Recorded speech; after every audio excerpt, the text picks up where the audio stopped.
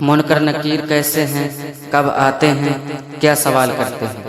اس وقت منکر نکیر دو فرشتے زمین چیرتے ہوئے آتے ہیں۔ ان کی شکل بہت ڈراؤنی ہوتی ہے، ان کا بدن کالا، آنکھیں نیلی اور کالی بہت بہت بڑی بڑی، جن سے آگ کی اس طرح لپٹ نکلتی ہے۔ ان کے ڈراونے بال سر سے پاؤں تک، ان کے دانت بہت بڑے بڑے ہیں، جن سے زمین چیرتے ہوئے آتے ہیں، مردے کو جھنجھوڑتے ہیں اور جھٹک کر اٹھاتے ہیں، اور بہت سختی کے ساتھ بڑی کڑی آواز سے یہ 3 سوال کرتے ہیں۔ پہلا سوال، من ربو کا، تیرا رب کون ہے؟ دوسرا سوال، ما دینو کا، تیرا دین کیا ہے؟ تیسرا سوال، ما کنت تقول فی ھذا الرجل، ان کے بارے میں تو کیا کہتا تھا؟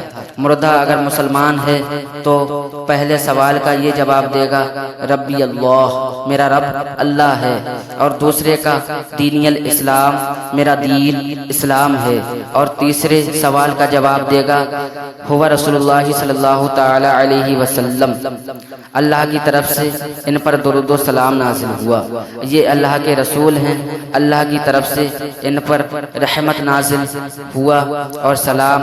اب آسمان سے یہ آواز آئے گی کہ یہ میرے بندے نے سچ کہا، اس کے لیے جنت کا بچھونا بچھا دو اور جنت کا کپڑا پہنا دو اور جنت کا دروازہ کھول دو۔ اب جنت کی ٹھنڈی ہوا اور خوشبو آتی رہے گی، اور جہاں تک نگاہ پھیلے گی وہاں تک قبر چوڑی چمکیلی کر دی جائے گی، اور فرشتے کہیں گے کہ سو جا جیسے دولہا سوتا ہے۔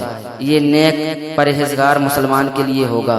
گنہگاروں کو ان کے گناہ کے لائق عذاب بھی ہوگا ایک زمانہ تک، پھر بزرگوں کی شفاعت سے یا ایصال ثواب یا دعا و مغفرت سے، یہ محض اللہ کی مہربانی سے یہ عذاب اٹھا لیا جائے گا، اور پھر چین ہی چین ہوگا، اور اگر مردہ کافر ہے تو سوال کا جواب نہ دے سکے گا اور کہے گا، ہاں ہاں لادری، افسوس مجھے تو کچھ معلوم نہیں۔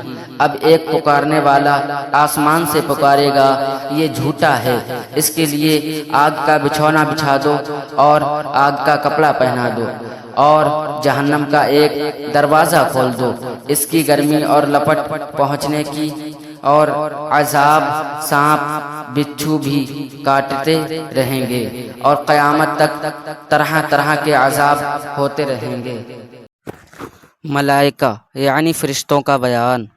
فرشتے نوری جسم کی مخلوق ہیں جن کو اللہ تعالیٰ نے یہ طاقت دی ہے کہ جو شکل چاہیں بن جائیں، انسان کی ہو یا کوئی اور۔ فرشتے اللہ تعالیٰ کے حکم کے خلاف کچھ نہیں کرتے، نہ جان بوجھ کر نہ بھول کر، اس لیے کہ معصوم ہیں، ہر قسم کے گناہ صغیرہ کبیرہ سے پاک ہیں۔ اللہ تعالیٰ نے بہت سے کام فرشتوں کے سپرد کیے ہیں۔ کوئی فرشتہ جان نکالنے پر مقرر ہے، کوئی پانی برسانے پر، کوئی ماں کے پیٹ میں بچہ کی صورت بنانے پر، کوئی نامۂ اعمال لکھنے پر، کوئی کسی کام پر، کوئی کسی کام پر۔ فرشتے نہ مرد ہیں نہ عورت ہیں، ان کو قدیم ماننا یا خالق جاننا کفر ہے۔ کسی فرشتے کی ذرا سی بے ادبی بھی کفر ہے۔